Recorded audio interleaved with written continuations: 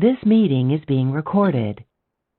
In the first problem from chapter 4, we are asked to identify and name the parent in each of these following compounds. So what is the parent, right? That is the longest carbon chain.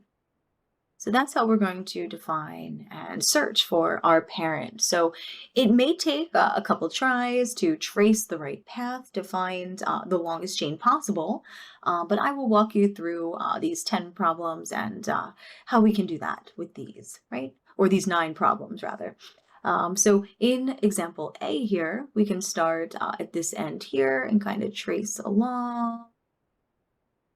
And I went up because I saw that if I kept going to the right, I would only have 1 more carbon, but I would have 2 more if I went up. So now 1, 2, 3, 4, 5, 6 carbons are in my longest chain. So this parent would be a hexane. And then we would name substituents like this methyl group on carbon 4. But our parent is hexane. Let's do this again with problem B here. So 1, 2, 3, 4, 5, 6, 7. So again, if I would have went up, I would have stopped 1 carbon early. So I have 1, 2, 3, 4. I would have only had 6 if I went up, but here I have 5, 6, 7. So remembering that 7 carbons would have the prefix hept, right? This would be a heptane. Let's do the same here with letter C. So we start here, 1, 2, 3. I don't want to go down. Oh. So we have 1, 2, 3, 4, 5, 6, 7. So this is also a heptane parent.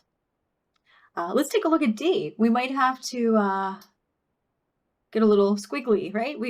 So if I start over here and then when I get to this carbon go down, I would have 1 less carbon than if I started over here. So again, you'll get used to where to begin to do the least amount of tracing, but you may have to use some trial and error along the way. So if I start here, I'm going to have 1, 2, 3, 4, 5, and then I'm going to go down 6, 7, 8, 9. So again, let's count those carbons and following our nomenclature, when we have 9 carbons in our parent, that would be a nonane.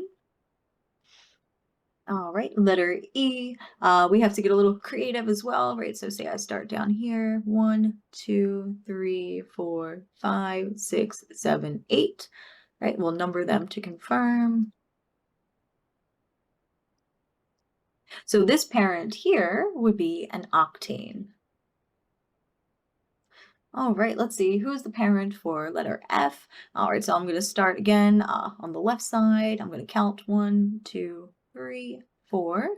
And if I keep going straight, I'm going to have 3 more carbons, right? So I could 5, 6, 5, 6, 7.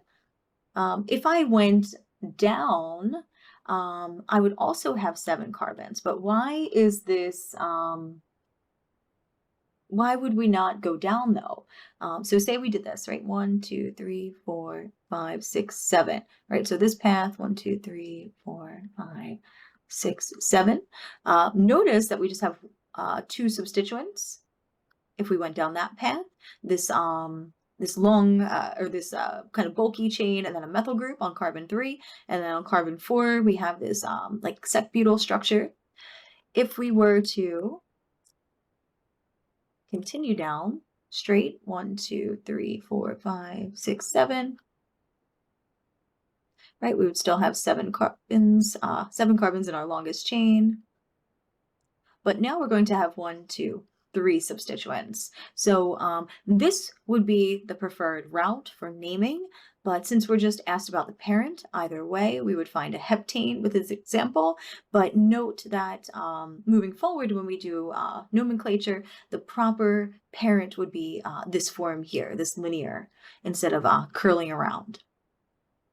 So with G, now we have a cyclic structure. So we're going to use the same rule, but now it's going to be, instead of our longest carbon chain, our largest carbon cyclic structure here. So we have 1, 2, 3, 4, 5 carbons in our ring. So that's our largest carbon-membered ring.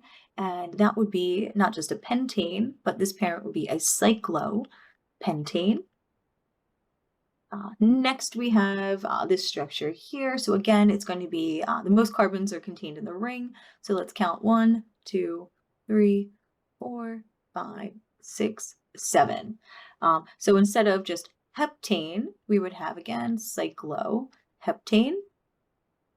And then last but not least, we have a 3-carbon chain. So our parent here is cyclopropane.